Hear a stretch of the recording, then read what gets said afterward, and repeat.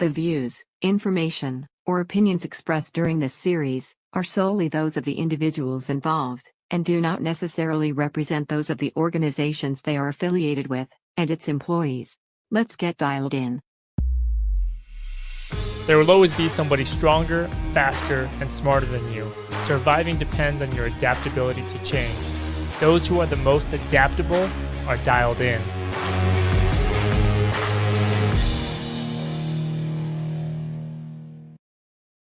Hey, what's going on? Welcome to the show. Happy Tuesday, guys.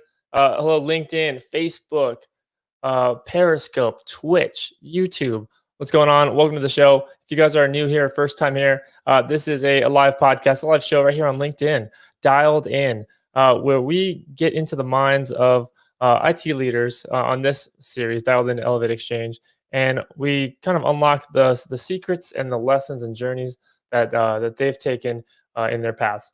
And it's all about career opportunity, mentorship, and learning from one another. So thank you for joining us. Let me know where you're watching from in the comments if you're watching this live or on the replay.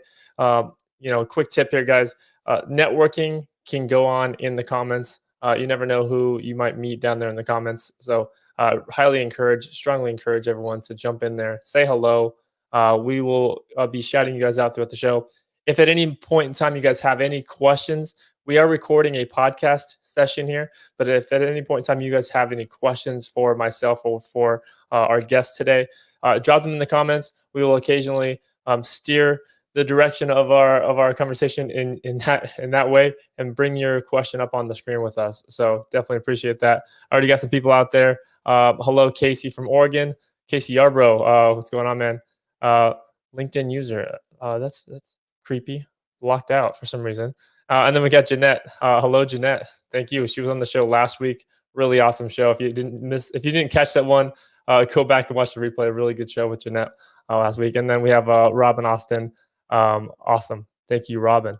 So before we get into today's show, just a quick few words about Elevate Exchange. It's a community for IT leaders, by IT leaders, and for mentorship and mentoring others. And this month, not next week, I was going to say next week, this month, September 17th, we have our next virtual happy hour.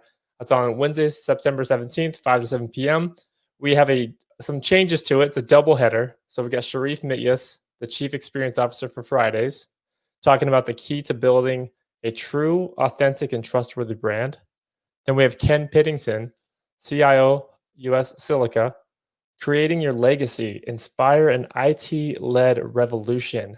The link to register below is right here. So screenshot this if this is something you're interested in. Screenshot this if you know anyone in IT and they might be interested in this. Send it over to them. Sharing is caring. So do what you can to help out your fellow neighbors there. So today's show, talking with Raymond King, talking about building the path to IT leadership. Raymond has been on this fierce journey to develop himself and to create his own path to IT leadership. So, and a lot of people are on that road right now. A lot of people are jumping ship and changing careers, changing industries even, just with everything that's been going on, right? So a lot of people out there looking for jobs, a lot of economic loss. And, you got to find your own path. And sometimes the path is not very clear. Sometimes there's multiple paths, and sometimes there really is no path. So you have to build that path for yourself. And that's exactly what Raymond King has been doing. And we're going to get into his mind today and learn about the challenges that he's gone through to get where he's gone through. He's recent CISSP grad. So kudos for that. We're going to get into all of that right now. So Raymond King, let's come up on the stage and let's get the show going.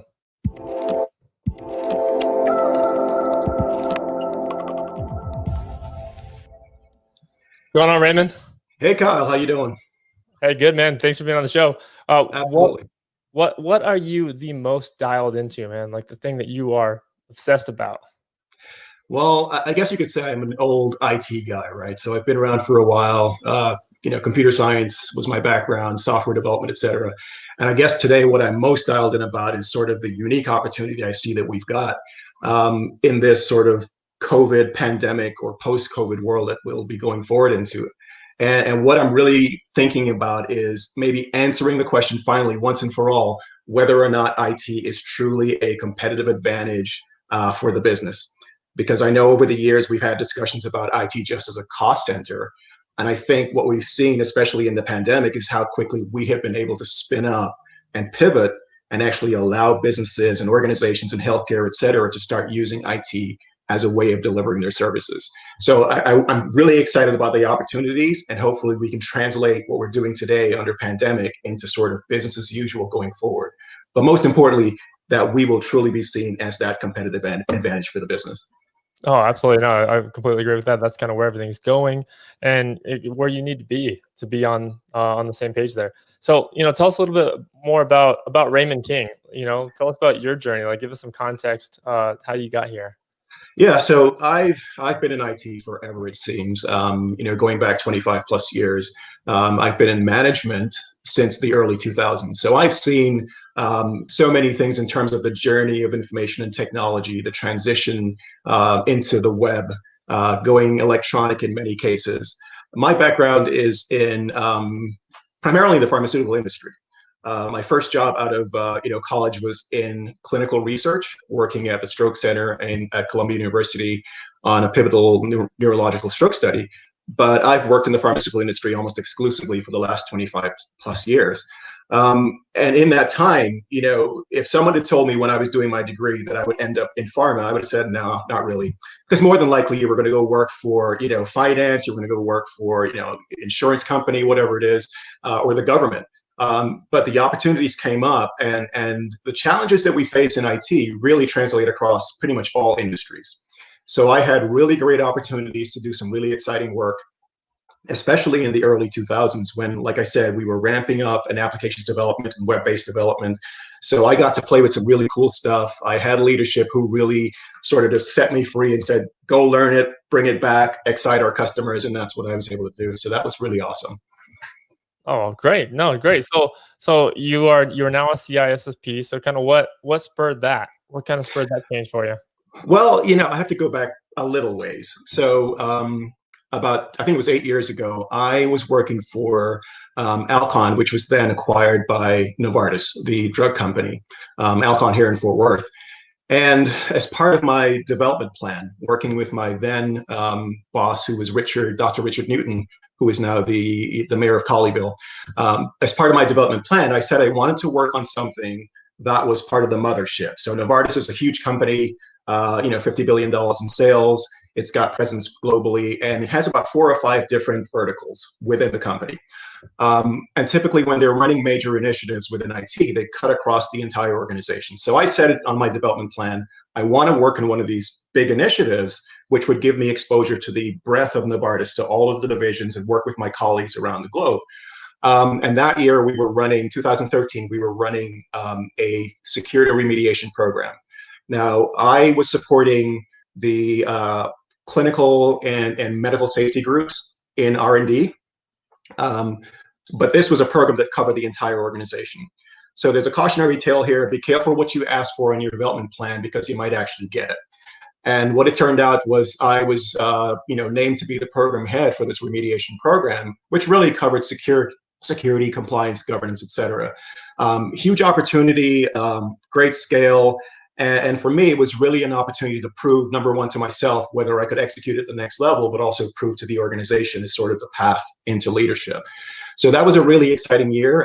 It's the hardest I've ever worked in my career, but also the most rewarding time ever. We accomplished a great deal of stuff, some really cool stuff. And it was a learning experience for me, right? So learning about compliance, governance, security, et cetera. So I had a very short ramp up curve. Within 2 months, I pretty much had to learn as much as I could, because I then had to wrap my arms around it, and really be the face for the program, to lead it and to make sure that we were executing against the expectations. So that's kind of how I came into the security space, compliance, governance, security. And over the last several years, I've had a number of different roles that were primarily on the governance, the overarching governance side. But as sort of the world has changed, and you know, security's really become the hot topic. It's a board level conversation today, and it's super important for, I think, most companies to ensure that, number one, they don't get breached, number two, they don't have ransomware in their environment, and just making sure that they're protecting their environment and their customers. So as I've progressed through this, and as I've been sort of looking for my new role, I realized that I also need to just sort of firm up my knowledge and understanding and really get deeper into the details of each of those areas. So I completed a number of certifications over the last several months, including, you know, ITIL, COVID, but the pinnacle, you know, of course, the CISSP is probably the premier security certification out there from, you know, the IFC squared. And that was a really difficult journey, I'll have to say that. I had previously done the Security Plus certification, which was kind of the entry level, if you will. But the CISSP is such a broad, all-encompassing certification that you really, you have to cover a lot of material to get through that examination. So as difficult and painful and hard as it was, you know, when you actually see that you have passed, it's an incredible feeling. And it helps to orient you differently. It's not just about, you know, security or the technology. It really helps to orient you as a security leader, that you have to focus on, number one, the needs of the business, the risk profile of the business, and make sure that whatever actions you're taking or implementing, that they are aligned, truly aligned with the business. So, you know, the takeaway is that, you know, studying for the exam is incredibly hard. By the time you get to the exam, it seems almost as it's easier than you expected. But there's no question that what you come away with is a different perspective entirely. Wow.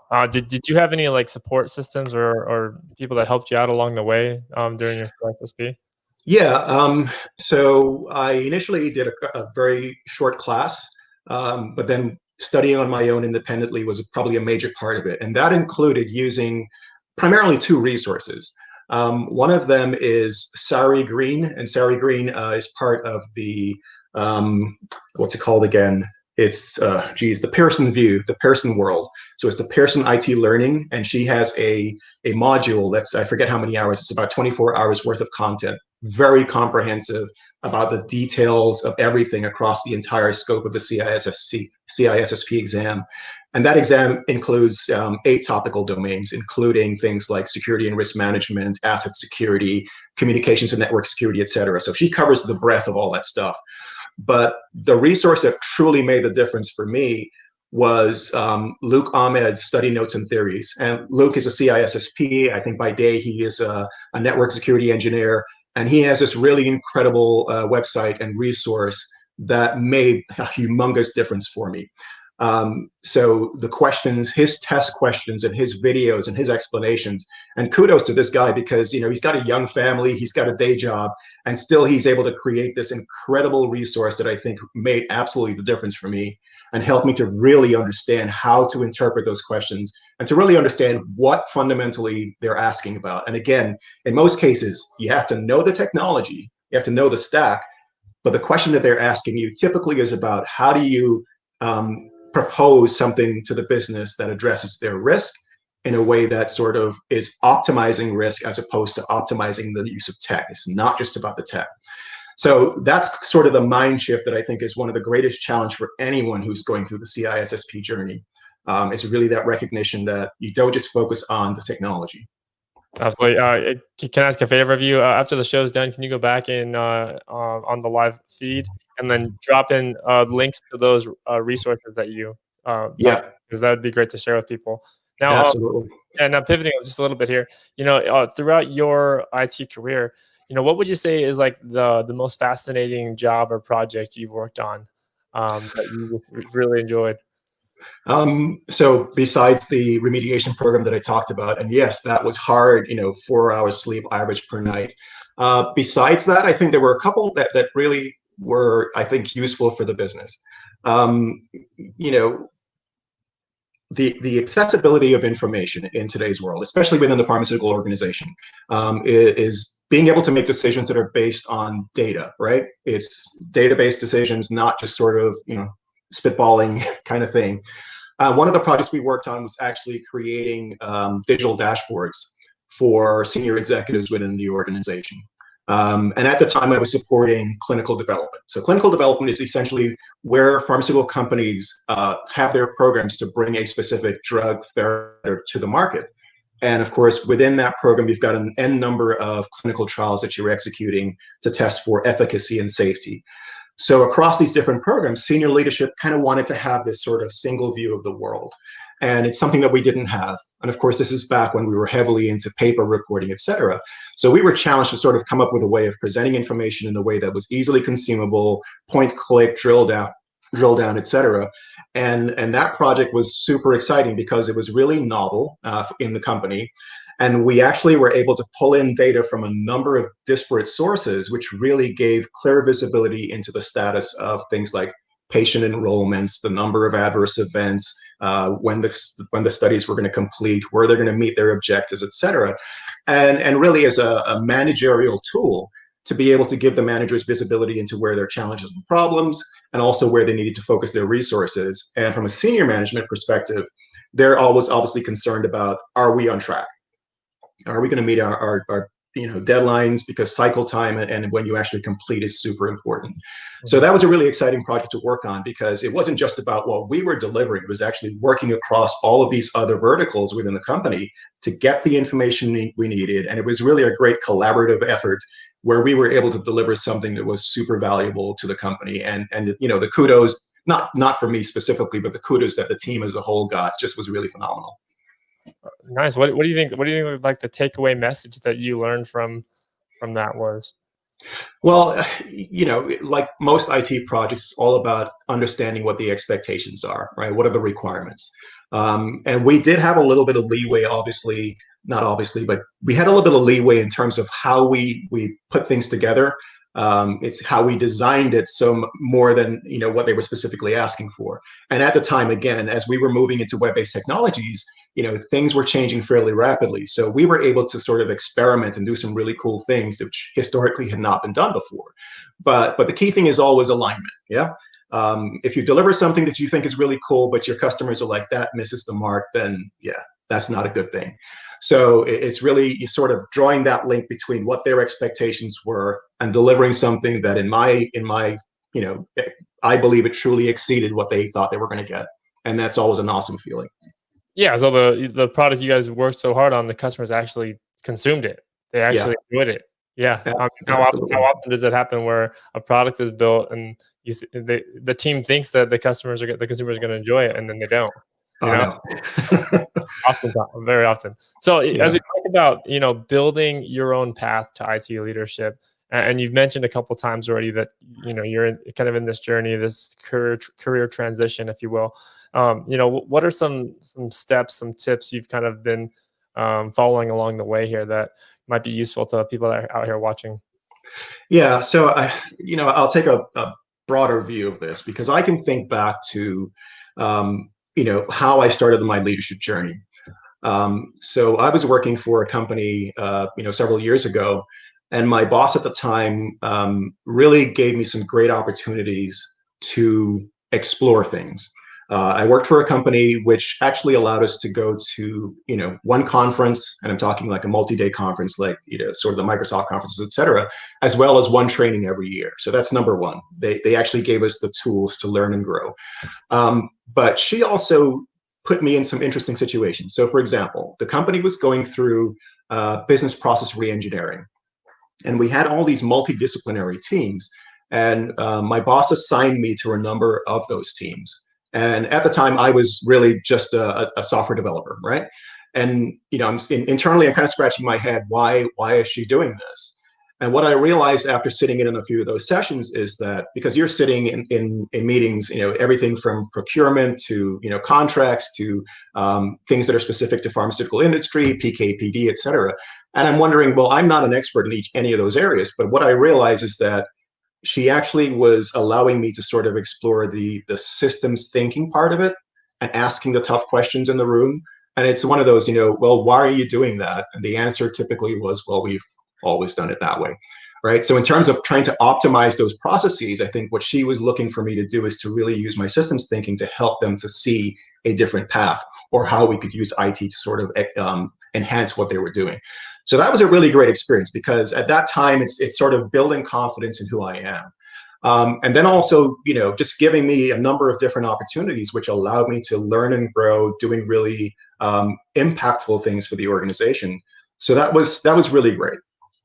And then just sort of the general progression over time. And I've done a stint as an independent contractor. When I joined Alcon, they were going through sort of a very interesting growth period. One of the first projects I worked on was an assessment of all of the IT capabilities across research and development within Alcon, and of sort of comparing current state to best practices, and then coming up with a roadmap for how we would actually address those gaps. So, those types of projects really help you deeply understand the company, but also it's an opportunity to show how IT, information and technology, can actually enhance their capabilities, enhance how they can serve the needs of their customers. So over time, I had a number of really great opportunities, and I worked for companies that I think had fairly robust learning and development programs. And that's super important, because kind of going back to what am I dialed in about, I think the opportunity or the ability to really embed IT as sort of that difference maker for the company really depends on having people who are, number one, capable, they have the right training, and that you have leaders who are capable of executing against the mission. Yeah. So, for me, it's one of those things that I take very seriously. As a manager myself, I always took that really seriously in terms of people development. And over the years, I've also mentored a number of different people. And those things really can't be underestimated. Learning development is probably not a lot of companies, I think, are investing heavily in that. But I'm reminded of a couple of quotes. Number one is, you can see it on the web. It's the CFO says to the CEO, what if we invest in training people and they leave? And then the CEO says, what if we don't and they stay? And the implications there is you have people who maybe aren't current in their field. And if you think about the pace of change in today's environment, right, we're no longer bound by, Moore's law was fairly predictable in terms of how quickly capabilities grow. And today it's almost exponential growth when we think about the impact of cloud and where we are with Amazon and Google and Microsoft. So you have to have people who are capable, right? And you have to have people who are trained. And then the other quote related to that is, I think it's Sir Richard Branson, who says, train your people well enough so they can leave, treat them well enough so they want to stay. And that's just a mind-blowing deal, yeah? Because yes, you can train people, and the fair is that you train them well enough that they walk out the door. But if you're actually treating people and you create an environment or a culture where they feel valued, where they feel they have a path forward, people are more likely to stay, yeah? So those things have always been like super important for me. And in my own stint as a manager or a mentor, I've always tried to make sure that I've been, talking to people, making sure I help them to understanding what their development plans. And that's a key thing. It's not just about the organization, it's about us as well. We have to have sort of a development plan about where is it we want to go. And then, working with your manager, your leadership, et cetera, and trying to see what are the steps that you need to take to actually help you to achieve that. So there's definitely ownership on the individual, on yourself, in terms of building that plan and being realistic about who you are, what you're capable of, et cetera, but then having a supportive organization that can help you to achieve that. Yeah, Raymond, I absolutely love those quotes. And I think, especially now, companies are actually, it seems to be, the perception at least, is that companies seem to be awakening to this, hey, we better get with it on this culture thing, or else. Because, we've kind of seen this play out time and time again, where, they're, like you said, like they're either not training, the employees well enough. And now you're sitting here with like a lack of innovation, a lack of motivation, or they're training them too well and not treating them well. And now they're jumping ship to Google and to bigger companies and to better places, right? So we've seen that happening like over and over again.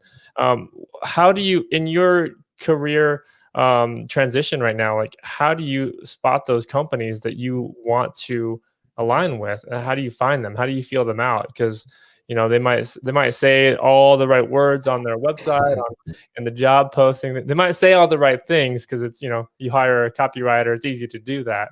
How do you actually flesh it out to be like, hey, they're the real deal? Yeah, there is no substitute for someone who actually works in that organization who you trust, right? Yeah. And certainly interacting with folks on social media, LinkedIn's a great place to sort of meet people and talk to them. But unless someone is really super excited about the company, you can usually tell. You can tell when someone is actually excited about what they do, showing up for work every day. They're excited to talk about their products and programs, as opposed to someone who is just coasting along, and you can usually tell when someone's not really dialed in. So it's not as like you said, you just can't go to a website and just see what their marketing speech is. You really have to build those relationships, and that's one of the things I really appreciate about the Elevate Exchange platform and the various events, is because we get to talk to folks in companies and industries that we don't necessarily typically do. When I think back to the Houston exchange that we had last month, I guess it was, we had people who were from real estate, we had people from oil and gas, and typically I don't interact with folks in those industries. So it's great to have forums like this where you can actually talk to people and get some insights about different companies that are really doing great things. And this is actually an interesting sort of segue, but one of my previous roles over the last several years was as a transformation manager, right? So building the transformation roadmap for how information governance and management in Novartis was going to be moving forward. And we spent a lot of time really looking, assessing against best practices again. What are the things we need to do? But one of the realizations we had was that, typically we spent a lot of time looking internally at what are we doing internally. And it sort of limits your scope and limits your view. And what we realized is that we needed to spend a little more time looking externally, looking at other companies in our industry, but also looking at other companies in general, and just purely the use of technology or security or whatever it was. Because, and it's in doing that kind of research or just paying attention to trends in the industry that you can actually really find measurable ways of improving, because sort of it's like going native, right? You've been working in an environment for so long that you sort of have tunnel vision. And it's not until you step out and look around that you start to see, well, other industries are using this, and here's how they're doing it, and here's the value that's provided. Because ultimately, I think for us as leaders, as technicians, whatever it is, coming back to your organization and saying, hey, look, I see that we have an opportunity to do something we're not doing currently. Here's the example. Here's the value that it delivered. It's something that I feel that we should do also. Putting those things on the table really helps to show the value of who we are as IT, and the business really recognizing that, yeah, here's an opportunity that we were not aware of. Let's go for it. Yeah, no, absolutely. I mean, what you're talking about is like striking that perfect balance, right? Because if you're looking internally only, then you're missing the external. If you're looking externally only, you're missing what you could have learned from looking internally, right? You need to find that perfect balance. And I feel like so many companies, maybe it's changed a little bit now, but so many companies up to now, like they've been like solely focused internally, like, and they haven't been, from my perspective as a consultant that sees across multiple businesses, they don't look externally typically, more often than not. They kind of live in this little bubble of like, this has worked for 30 years. I understand it worked for 30 years, but it's not going to work for 30 more. Trust me, So, absolutely. It's just about finding that balance and being open-minded enough to look outside. So, besides what we've all been going through, hats off to you for, I mean, you've been going through probably one of the most challenging times here in your career, in your life, because it's during probably the worst time that you'd want to be in transition. Exactly. And here you find yourself in transition. And what are some things that you've found along the way, some challenges you've had to come along the way in regards to like, how do you stand out? How do you network now? Like, how are things different for you now as you're building your path to IT leadership? Yeah, absolutely. So there's no question that, these are not normal times, right? I think we all recognize that. But, that's almost the secondary thing. The being in transition, I think, has changed quite significantly over the last several years. For anyone who's going through this process today, I think one of your greatest enemies, the first thing you find out is that the application tracking system, the ATS, is not your friend, right? It's very, you have to find so many ways of sort of gaming the system, to be honest with you, to really get past the ATS.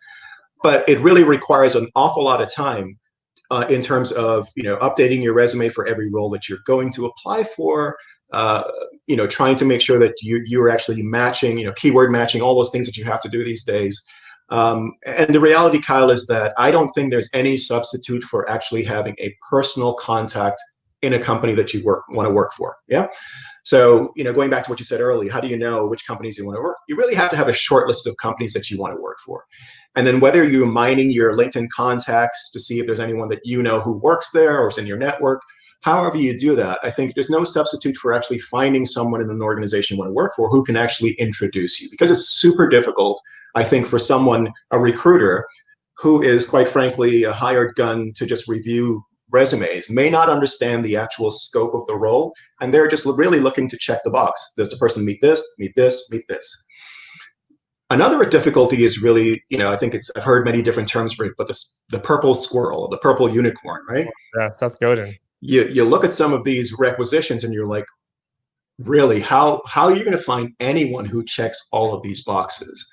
And I really wonder whether it's a failure of management, the person who's actually creating that requisition, not truly understanding what is required versus what is optional, or whether it's just you're trying to make this so difficult that you're weeding people out by attrition, right? So that you only end up having to deal with a small number of people, in terms of bringing people for interviews, et cetera. But one of the other challenges, and I've experienced this myself, but I've heard lots of horror stories, is how companies are actually interviewing candidates today. What everything from video, it's not even an interview, but sitting in front of a camera and answering a series of questions, which then goes off into the ether, and someone hopefully reviews that and then gets back to you. Or just some of the difficulty you have with technology and face to sort of computer-based interviews. It's very unfriendly, in my opinion, to the candidate today. So it's really about resilience and sort of maintaining our energy as we go through this process. And frankly, there are days when I'm super drill down and getting things done and applying and searching for roles. And then there are days when you just have to kind of step back. And it's become even more apparent in times of COVID that you really have to sort of take care of yourself mentally, right? Be kind to yourself. And if you're feeling a little frustrated, step away, give it a day or two, come back and just keep moving. Because you certainly have to maintain that sort of positive energy to keep moving through this. Yeah, absolutely. Well, what do you say to, I feel like they've been beating a dead horse with this, but by saying, there is a lack of cybersecurity professionals out there in the market, and I feel like there's not a lack of them. I mean, I don't know, like it seems to be like a disconnect there. Like you'll read the headlines, lack of security talent. I think there's no security talent. They just don't know where to look. What do you think? Well, yeah, I've got a couple of different perspectives on this. I fully agree with you. I think there are lots of folks out there who are actually trying to find those roles. And part of the challenge is that you look at some of these requisitions, like I said, and for sure, it's the purple squirrel. They're asking for so many different things.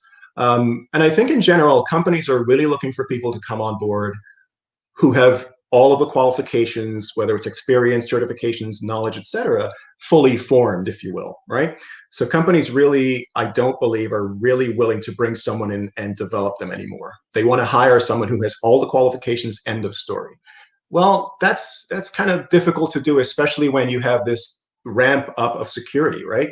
The importance, how many roles we've had created over the last several years.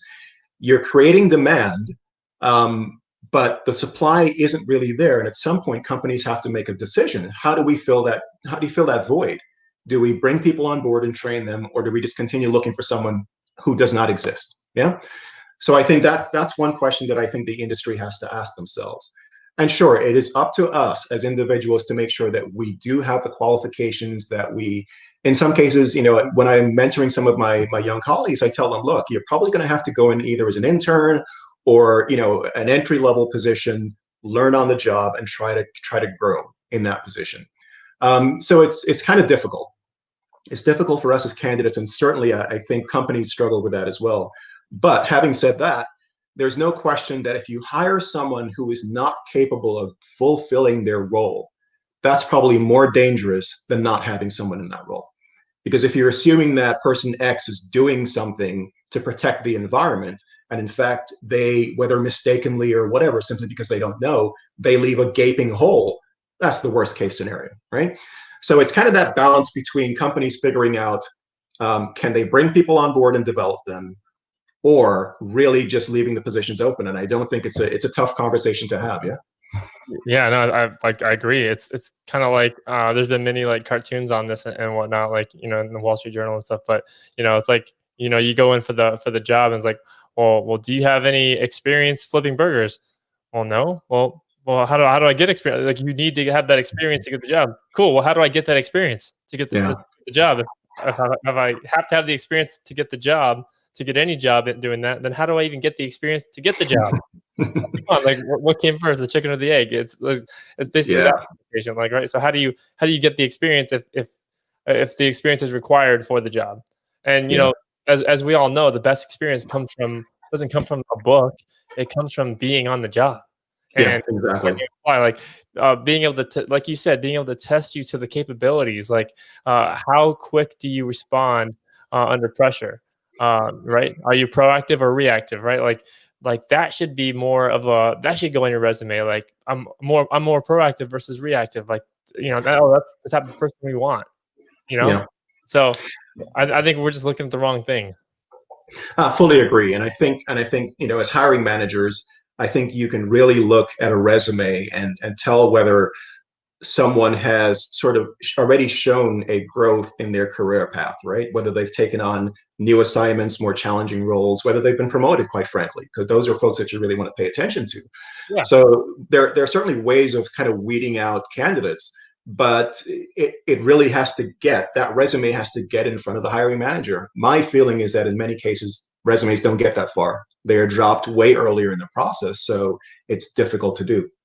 It's almost like you need to have like your own like copywriting team for every job and just have them like just cram like SEO a bunch of keywords in there just to get you to the top. And the resume would probably even be like hard to even read at that point. It's kind of sad. So moving on here, what is something that I didn't ask you that you probably would have answered?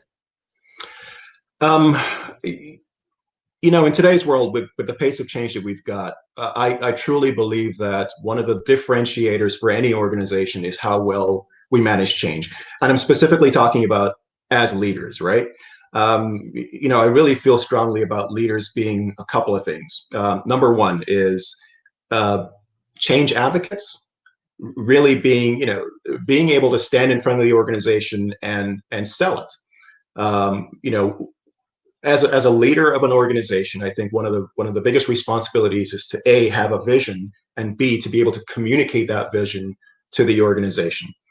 So there really has, in my opinion, to be a greater focus on that capability in people we put into those roles, because especially as things are changing so quickly, you need folks who can stand in front of a group and really sell it. You've got to be able to sell the vision and sort of what is the path that we need to take going forward. And that generally falls under the umbrella of change management. Yeah. And I think you and I have talked briefly about that before, the people side of change.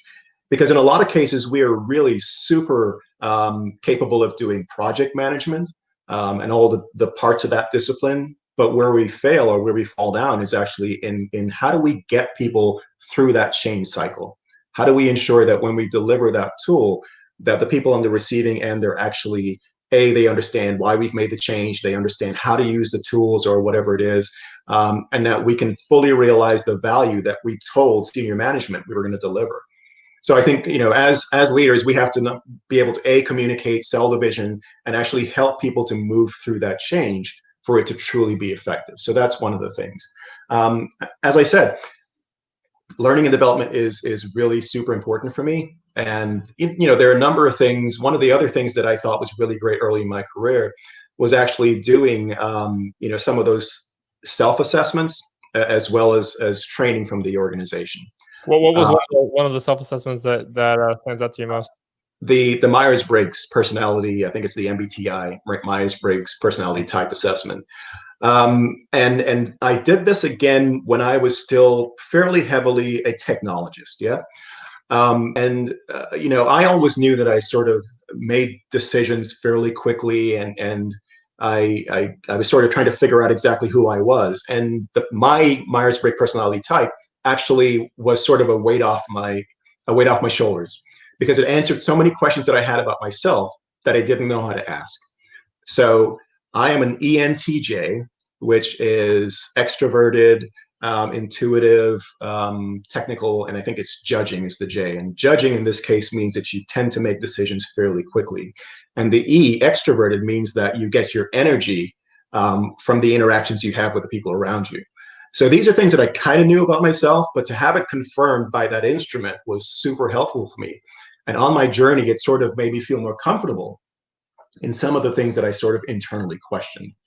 So, I think if companies can do things of that nature, maybe my company actually did it with a lot of folks, especially folks who are on management teams. But I think if companies can find ways to get those type of things in front of their people, help folks to understand who they are, what their strengths are, what their weaknesses, what they need for development, I think that really helps a lot. No, I love that. Let me ask you a question that just came to mind, and I think I might ask this question more often. This might be a good one. This might be a keeper. Can you rearrange these in order of importance? Okay. IQ, EQ, emotional intelligence, and AQ, adaptability quotient. Yeah, that's a good one, Kyle. I certainly think that AQ, adaptability quotient, is very, very important, right? Especially in today's world, because the pace of change is so incredible. And, I used to call myself change agile, right? Because I worked for organizations that were constantly pivoting, transforming, and you really had to be very change agile or to have that AQ in order to survive, but more importantly, in order to be successful. Yeah. I think EQ is always important, especially as a leader.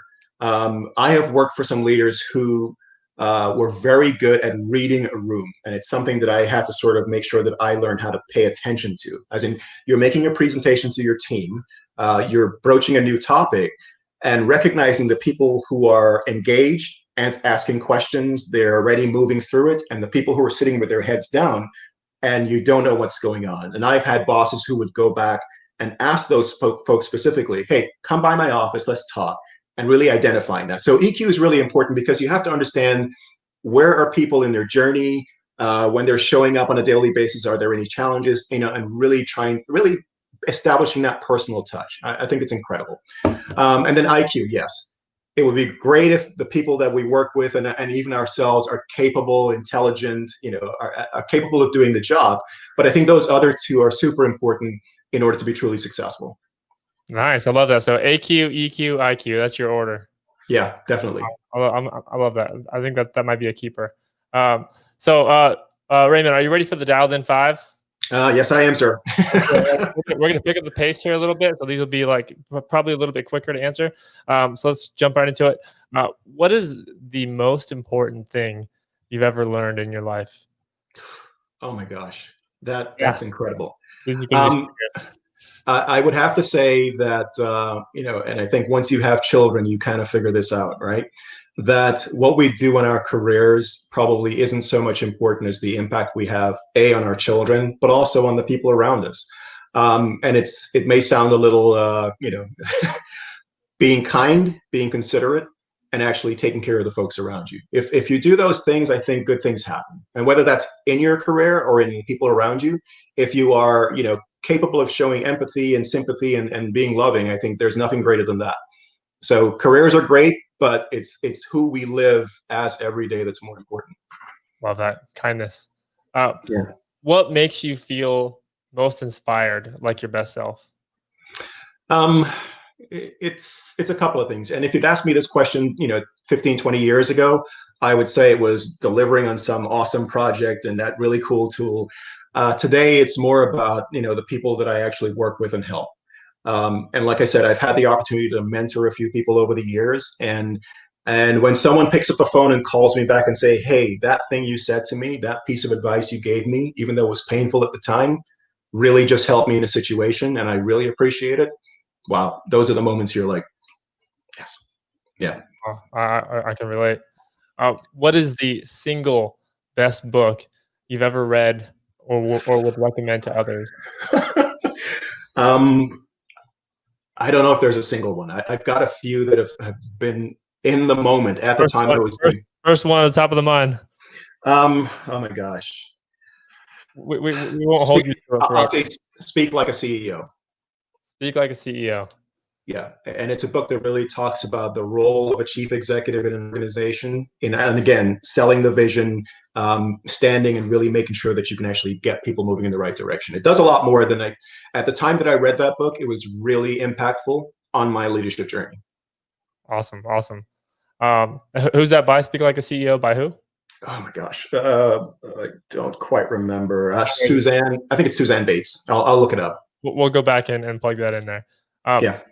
If you could have dinner with anyone that has ever lived, who would it be and why? So having looked at the previous shows, I kind of was ready for this one. Good, and good. and in today's environment, I would have to say Nelson Mandela, right? And the reason I say that is because when I think about his journey and then, coming out of jail and then really setting South Africa on a different path, I think a lot of people were afraid of what would happen. But, the Truth and Reconciliation Commissions, where you essentially sit down and look inward, look at yourselves and admit who we've been, what we've done, and then figure out how do you move forward. It would have been very easy for him to come out and be sort of an angry person, but I think he did exactly the opposite, and he was able to unite people and get them moving in the right direction. So, just to sort of understand his perspective on how do you spend 30 plus years in jail and then come out and become, the father of a country, that would be an awesome discussion to have. Oh, that's great. That would be awesome. Invite me to that one, please. Yeah. And now that you are officially dialed in, Raymond, what does being dialed in mean to you? I think I really appreciate this opportunity, Kyle. But for me, it's about there's so much work to be done. Yeah. I like I said, I'm excited about the opportunities for IT, and I certainly want to get back into an organization where I can contribute and get things done. And quite frankly, in today's world, protecting people's privacy, the security of information, and sort of the ethical use of technology is really important, because I think we've already figured out that IT more than likely is going to be the catalyst for change, not in just our companies, our industries, but really in society. So I want to be part of that journey. Well, I appreciate it. Outstanding conversation, Raymond. I thoroughly enjoyed it. I hope you guys did watching as well. Connect with Raymond on LinkedIn. We'll plug his profile here. And thanks for being on the show, man. Appreciate it. Hey, thank you, Kyle. Really appreciate it. Cool. I'll be right back with you in just a second. Let me wrap up here. Okay. Cool. Well, again, guys, a great presentation from Raymond. Great conversation here. Thanks for sticking with us throughout this. So dialed in, right? The quote of the day: impossible is just a big word thrown around by small men who find it easier to live in the world they've been given than to explore the power they have to change it. Impossible is not a fact. It's an opinion. Impossible is not a declaration. It's a dare. Impossible is potential. Impossible is temporary. Impossible is nothing. Dialed in to the impossible. Guys, next week, next Tuesday, September 8th, we got Deepak Seth, innovation and IT thought leader. We're going to be beating the post-pandemic blues for corporate business resilience and cost optimization. This is his third time on the show. He always brings the knowledge, always brings some good thought leadership. So I hope you guys enjoy that one. And IT leaders out there who have not yet booked time to be on the show, we are looking for you. We are looking for you. So get in touch with me, get in touch with Rob and Austin, Casey Yarbrough, get in touch with one of us, and we will get you on the show. It's not about fame. It's about sharing and connecting with others. It's about people, as Raymond mentioned. It's about the people, and that's what this show is all about. It's about connecting with the IT community and offering mentorship, mentoring others, and just being helpful, being kind. So, guys, appreciate you guys for watching. Stay tuned, and I'll see you guys next week. Bye for now.